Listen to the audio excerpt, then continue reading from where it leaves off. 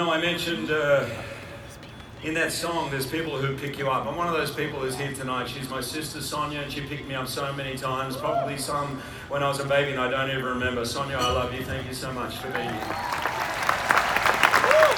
And Jackie and Rich. So, my dad missed 3 days of work, his entire working life that I ever remember.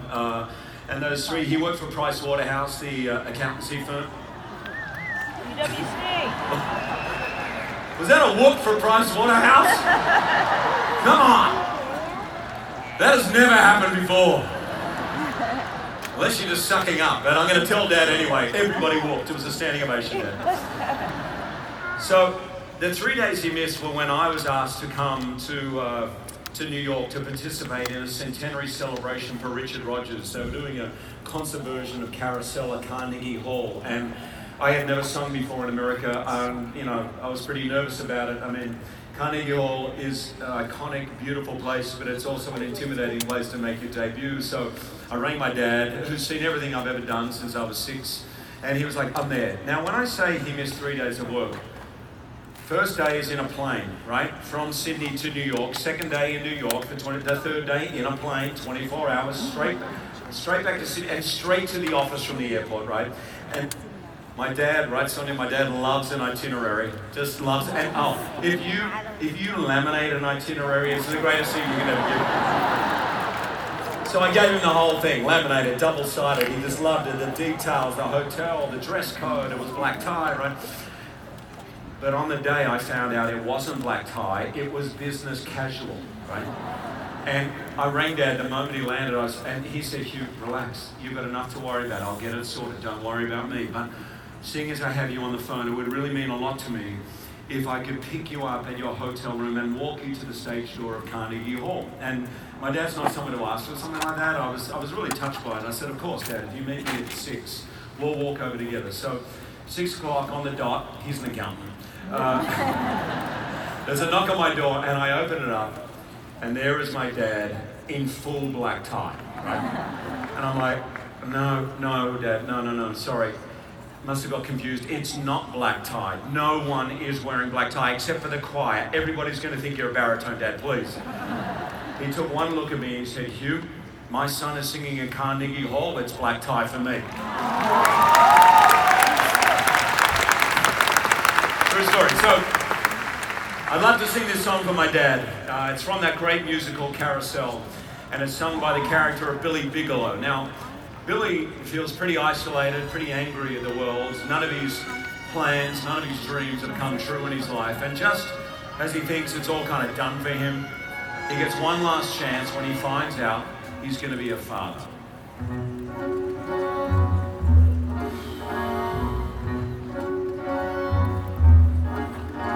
I wonder what he'll think of me. I guess he'll call me the old man. I guess he'll think I can lick every other fella's father. Well, I can. I bet that he'll turn out to be the spitting image of his dad. But he'll have more common sense than he's putting in it father ever had. And dive through a wave when we go in the morning's grass swim. His mother can teach him the way to behave, but she won't make a sissy out of him. Not him, not my boy, not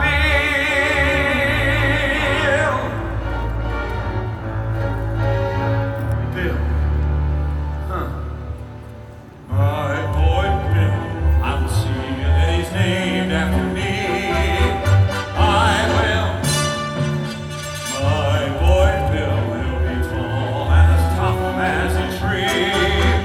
Well, Bill, like a tree, he'll grow with his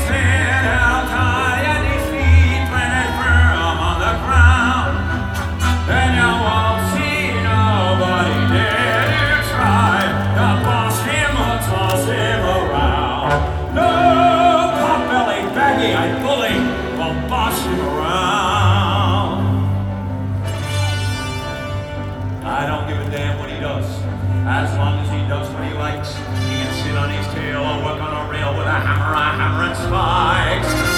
He can ferry a boat on the river or paddle a pack on his back or work up and down the streets of a town with a whip and a horse and a hack. He can haul a scow along a canal, run a cow around a corral, or maybe bark for a carousel. Of course it takes talent to do that well. He might be a champ of the heavyweights or a fella that sells you glue or president of the United States. That'd be alright too. His mother would like that. Yeah, but he wouldn't be president unless he wanted to be. Oh, not Bill. My boy Bill, he'll be tall and as tough as a tree.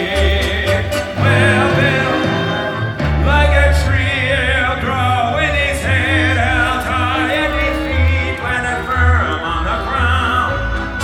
And you won't see nobody dare to try to boss him or toss him around. No fat bottom, flabby face, pork belly, baggy-eyed bastard will boss him around. Yeah, and I'm damned if he'll marry his boss's daughter, a skinny-lipped virgin with blood like water, who'll give him a peck and call and a kiss and look in his eyes through her lorgnette. Why am I taking on like this? My kid ain't even been born yet. Oh, I can see him when he's 17 or so and starting to go with a girl. I can give him lots of pointers very sound on the way to get round any girl. I can tell. Wait a minute. What the hell? I mean, what if he's a girl? Oh, Bill. Bill. What would I do with him? I mean, what can I do for him? I'm a bum with no money. I mean, you can have fun with a son, but you gotta be a father